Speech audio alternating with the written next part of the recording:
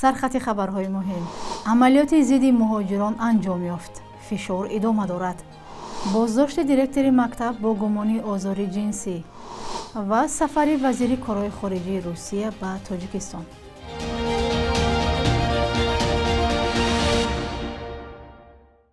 سلام بیننده های عزیز، آغازی هفته نو است. امیدوارم خوبید و برنامه نویدی بامدادی را تماشا دارید. امروز دوشنبه 5 ایون. مقامات روسیه اعلام کردند که عملیات تفتیشی سندهای مهاجران در ولایت مسکو به پایان رسیده است. اما مهاجران تاجیک میگویند بازداشت و فشار و اذیت آنها از جانب پلیس روسیه ادامه دارد.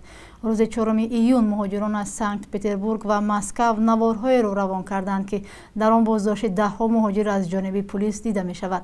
با ادعای مهاجران نوارها روز 4 ایون ثبت شدند. در نیم ماه اخیر بازداشت و فشار مهاجران تاجیک در روسیه افزایش یافته است. از جمله صدها مهاجر با شیوه تحقیرآمیز در شهر کاتلنیکی مسکو بازداشت شدند. پلیس مسکو به رسانه‌های محلی خبر داده است که تفتیش سندهای مهاجران 2 هفته دوام کرد و به پایان رسید. عملیات علیه مهاجران تاجیک به گفته مطبوعات روسیه پس از شکایت ساکنان شهر کاتلنیکی به ولادیمیر پوتین آغاز شده است که از رفتار مهاجران تاجیک شکایت کرده بودند. مقامات مسکو به رسانه‌ها گفتند که در 2 هفته نزدیک به 1000 مهاجر را جریمه و قرار اخراج 148 نفر آنها را صادر شده است. پلیس مسکو نگفته است که این مهاجران از کدام کشورند، ولی رسانه‌ها نوشتند که اکثر آنها مهاجران تاجیک هستند. مدیر یک مکتب تحصیلات همگانی را در ناحیه شمس‌الدین شاهین با گمان آزار جنسی 2 خواننده مکتب بازداشت کردند. مقامات رسما حادثه را شرح ندادند، ولی یک منبع از مقامات انتظامی با شرط ذکر نشدن نامش روز 4 ایون در صحبت با رادیو آزادی گفت که گن مدیر این مکتب را برای رفتار بیرون از آداب پداگوژی به خوانندگان دستگیر کردند. او گفت 2 خواننده صنف 10 و 11 این مکتب شکایت کردند که مدیر مکتب تلاشی به بدن آنها دست رساندن کرده است. هنوز نسبت به مدیر مکتب پرونده باز نشده است و به گفته مصاحب رادیو آزادی او حالا در شعبه کمیته دولتی امنیت ملی در این ناحیه نگهداری می شود. نزدیکان مدیر مکتب نخواستند موضوع را شرح دهند، ولی گفتند که به بیگناهیش باور دارند و امیدوارند به زودی رها می شود.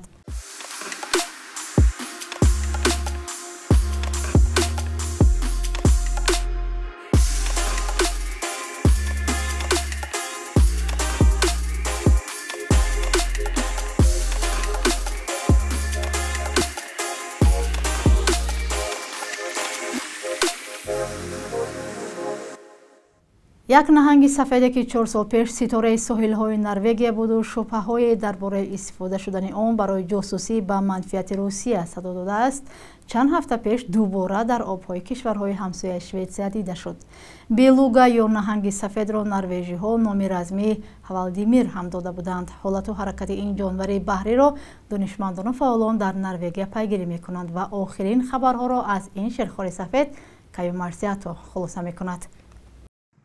این نهنگ سفید که سال 2019 هم در ساحل‌های شمالی نروژ دیده شد، دوام چند هفته اخیر دوباره در آب‌های نزدیکی شوئدیا پیدا شده است. آن را برای رنگش بلوخ هم می‌نامند. در نروژ رمزاً ولادیمیر میگویند، یعنی ساخته شده از کلمه نروژی نهنگ و نام پرزیدنت روسیه ولادیمیر. 4 سال پیش این نهنگ برای نوشته‌های روی بدنش، یعنی تجهیزات سنت پتربورگ و دستگاه نواربرداری که داشت، به یک ستاره آب‌های نروژ تبدیل شد. آن زمان به قول سازمان یک نهنگ گمان‌های بود که شاید وظیفه این جانور آبی جاسوسی به نفع روسیه می باشد. نهنگ سال 2019 هم به سمت آب‌های جنوبی ساحل‌های نروژ حرکت می‌کرد و هفته اخیر در ساحل‌های جنوب غربی شوئدیا دیده شد. ریخ گرمن پرزیدنت سازمان اجتماعی گفت که در 2 ماه گذشته حرکت نهنگ با سرعت تر شده است و معلوم نیست که سببش چیست. ریخ گرمن میگوید به قول دانشمندان آنها احتمال نهنگ دنبال غریزه‌های بیولوژی خود مهاجرت میکند. رسما هیچگاه احتمال در کدام برنامه تمرین جاسوسی روسیه استفاده شدن این نهنگ تصدیق نشده است. وزیر کارهای خارجه روسیه سرگئی لاوروف به تاجیکستان سفر می‌کند. این سفر رسمی در روزهای 5 و 6 ایون برگزار می‌شود. گفته است وزارت کارهای خارجه روسیه که سفر را از پیش طرح ریزی شده قلمداد میکند.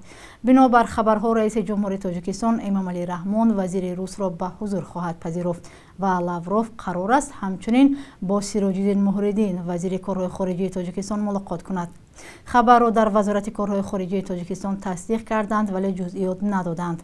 در خبرنامه وزارت کارهای خارجه روسیه رشد همکاری مسکو و دوشنبه در بخش‌های سیاست و اقتصاد، تجارت، تبادل افکار درباره مسائل‌های منطقه‌ای و بین‌المللی از موضوعهای صحبت گفته شده است. سفر وزیر کارهای خارجه روسیه به تاجیکستان در روزهای صورت می‌گیرد که فشار ولاتوکوف و بازداشت و اخراج و جریمه مهاجران تاجیک در روسیه افزوده است. اما احتمال گفتگوی جانب‌ها در مسئله مهاجران کاری تاجیک در روسیه در برنامه سفری لاوروف رسما اعلام نشده است.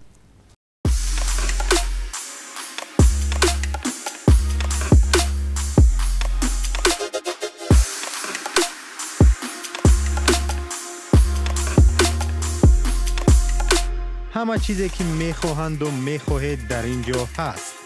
تازه‌ترین اخبار، گزارش‌های ویدیویی، شرح حادثه و تحقیقات ژورنالیستی. زمینه رادیو آزادی را نصب کنید و همه این را با انگشت زدن به تلفن هوشمند خود به دست بیارید. یک مهاجر تاجیک را که در کنار سنت پتربورگ روسیه بازداشت کرده بودند به جنگ ضد اوکراین جلب شده است.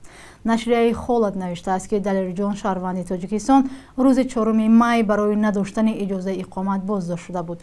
او را یک روز پس از بازداشت 3000 روبل جریمه می‌کنند و به مرکز نگهداری مهاجران برای اخراج به وطن می‌آورند. ولی روز 3 می به قسم حربی می‌فرستند که برای رفتن به جنگ اوکراین سرباز آماده می کنند. دلیرجان در صحبت به نشریه گفته است قرارداد امضا نکرده بود و تنها مجبورش کردند که در یک ورق خالی امضا گذارد. او گفته است می خواهد به وطن برگردد و خواهشی به جنگ رفتن ندارد، ولی برایش گفتند که قرارداد امضا کرده است و حق بیرون شدن از قسم نظامی را ندارد. دلیرجان نقل کرده است که شناسنامه‌اش را گرفتند و حالا برای به جنگ رفتن تمرین می کند.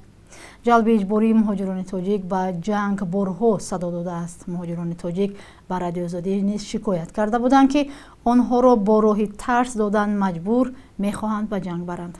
تاکنون خبری کشته شدن بیش از 20 شهروند تاجیکستان در جنگ اوکراین رسانه‌ای شده است. اکثر آنها محبوسانی بودند که از داخل محبس‌های روسیه به جنگ جلب شدند.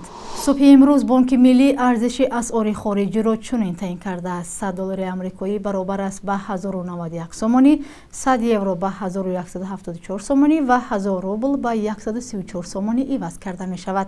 این قرب رسمی است و از بانک‌های تجارتی فرق می کند.